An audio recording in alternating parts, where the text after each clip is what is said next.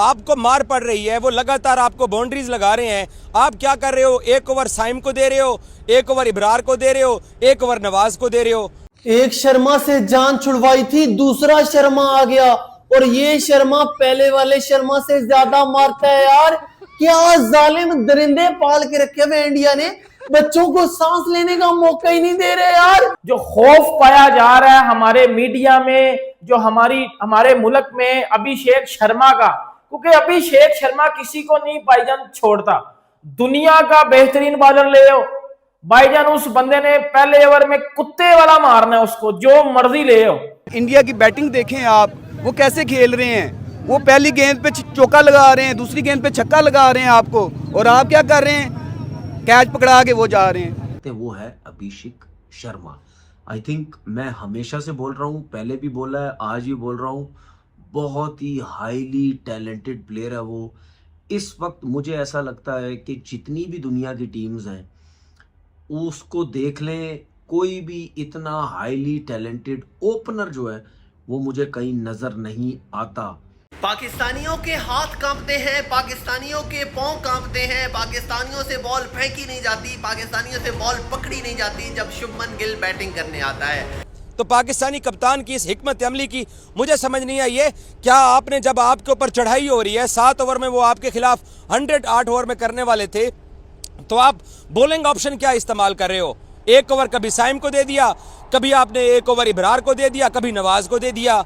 आपके पास जो regular fast bowler Haris Rauf थे, आपने उसको पहले ओवर के बाद हटा लिया, और जब आपने उसको वापस लाए तब उसने फिर एक विकेट ले ली। और फहीम अशरफ को इतना लेट इंट्रोड्यूस, जब आपको पता है कि शिवम दुबे को विकेटें मिली हैं, उनके मीडियम पेसर को विकेटें मिली हैं, बुमराह 4 ओवर के अंदर 45 रन बगैर किसी विकेट के जब चला गया है, आपको आइडिया हो चुका है, आप पहले बैटिंग कर चुके हो, आपको सारी चीज़ें मालूम हो चुकी हैं। मैं हैरान हूँ इस बात के ऊपर कि पता नहीं हम लोग जो है ना, पता नहीं फैन बन जाते हैं बैटिंग के, कि हमने जनाब शुभमन गिल की बैटिंग देखनी थी, या हमने अभिषेक शर्मा की बैटिंग देखनी थी। कोई विराट कोहली खेल रहा था कि आप फैन बने हुए हो? पहले भी हमारी टीमें ऐसे करती थी कि विराट कोहली जब बैटिंग कर रहा होता था ना, तो इनके हाथ पांव फूले होते थे, पता नहीं फैन बन के देख रहे होते हैं। भाई आप अपोजिशन हो, हम लोग प्रेस बॉक्स में बैठे हुए हैं, हमें समझ आ रही है कि क्या ब्लंडर किए जा रहे हैं।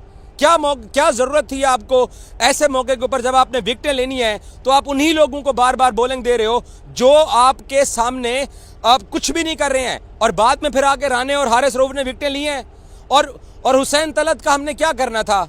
उस भाई साहब को इतना नहीं पता कि वो किस इंपॉर्टेंट मैच में खेल रहा है, और वो रिवर्स के ऊपर चौका मारने की कोशिश कर रहा है और आउट हो गया, और जो वो गेंदें खेल के गया है।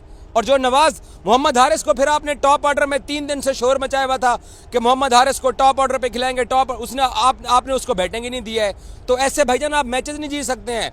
अब हमारे लिए ये बड़ी सेटिस्फेक्शन की बात होगी कि अभी 2 मैच पड़े हुए हैं, हम अबू धाबी में श्रीलंका को परसों हरा देंगे और 25 को हम बांग्लादेश को हरा के तो हम फाइनल खेलने चाहेंगे। तो फाइनल में अगर आप पहुंच भी जाए तो आप इस तरह की इंडिया के सामने क्रिकेट खेलेंगे?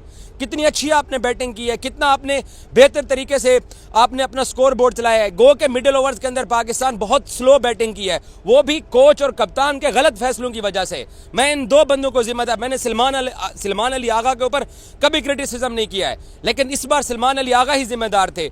और by the way Shaheen Shah Afridi, ठीक है मैं मानता हूं कंडीशन ऐसी थी, बुमराह को 4 ओवर में 45 रन पड़ गए हैं। भाई कभी तो इंडिया के खिलाफ मैच जितवा दो, कभी तो कर लो। कब हमें आप इंडिया के खिलाफ कोई मैच जितवाओगे?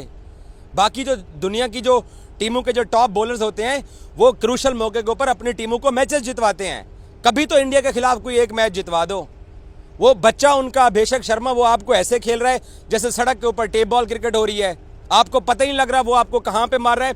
और इतनी पैथेटिक बॉलिंग इब्रार और शाहीन की तरफ से कि आप उनको जहां पर गेंद पिच कर रहे हो, शुभमन गिल ने कैसे स्लैप मारे हैं। हमारे बैट्समैनों ने मेहनत करके, जबरदस्ती करके, अच्छी शॉट्स खेल के, कोई लूज बॉल उन्होंने नहीं किए हैं, वेट करके, और इंडिया ने फिर 4-5 कैचेस गिरा दिए, उसकी हमें मदद मिल गई।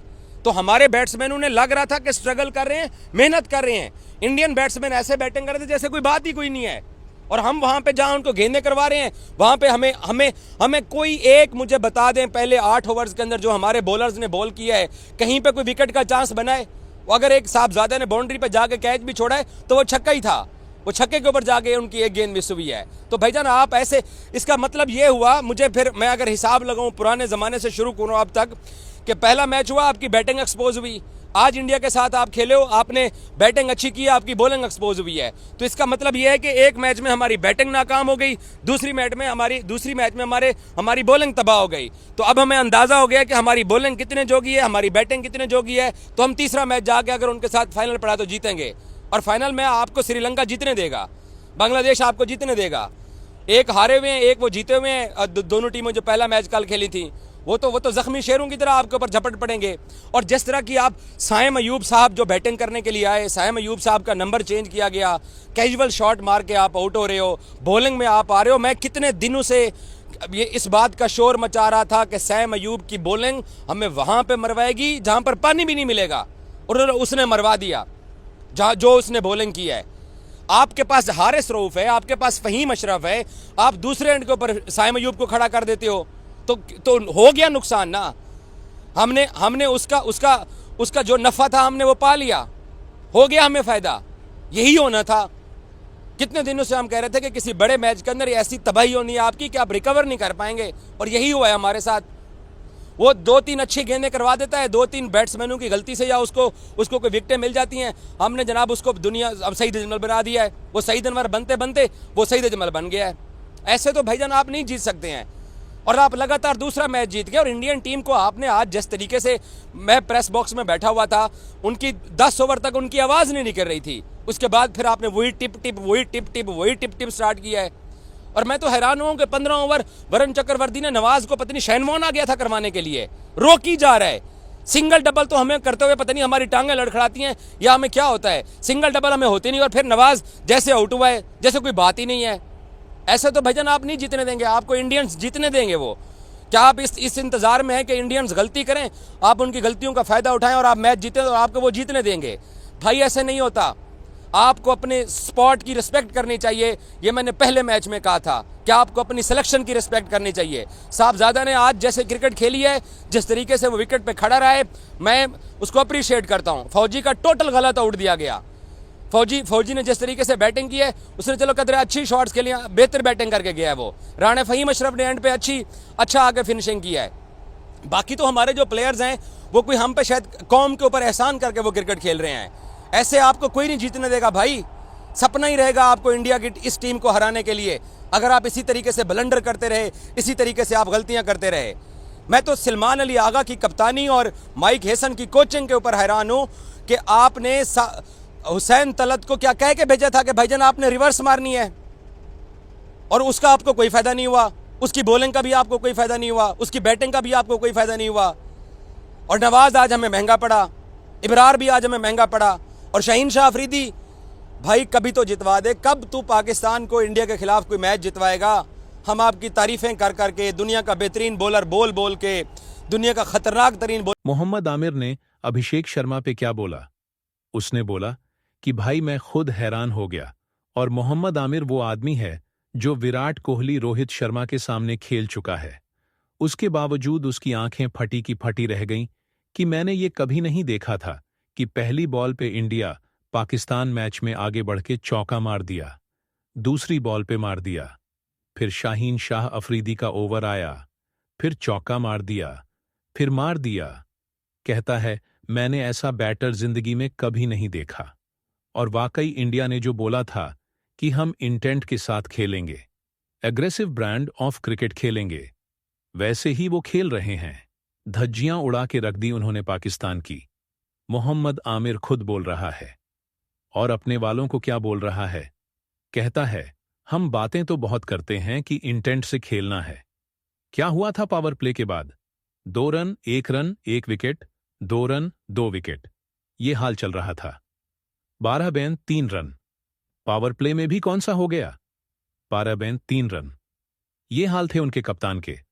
तो मोहम्मद आमिर ने कपड़े फाड़ दिए पाकिस्तान के और बोला है कि भैया अभिषेक शर्मा जिस तरीके से खेलता है ना, मैंने तो दुनिया में नहीं देखा किसी को खेलते। अगर हत्ते चढ़ गए आप अभिषेक के बाकी सबको, तो मैं बात ही नहीं कर रहा। सूर हार्दिक संजू, 9 छोड़ दो उनको, अगर आप हत्थे चढ़ गए अभिषेक के एक मैच से, ना आपका पूरा मुल्क उसका नाम मरते दम तक याद रखेगा कि अभिषेक शर्मा नाम का एक लड़का आया था, जिसने हमें इतना ठोका, इतना कूटा, इतना पेला, इतना रेला कि नस्लें हमारी उसने तबाह कर दी। कसम से इतना मारेगा वो, अगर उसके हथे तुम लोग चढ़ गए तो।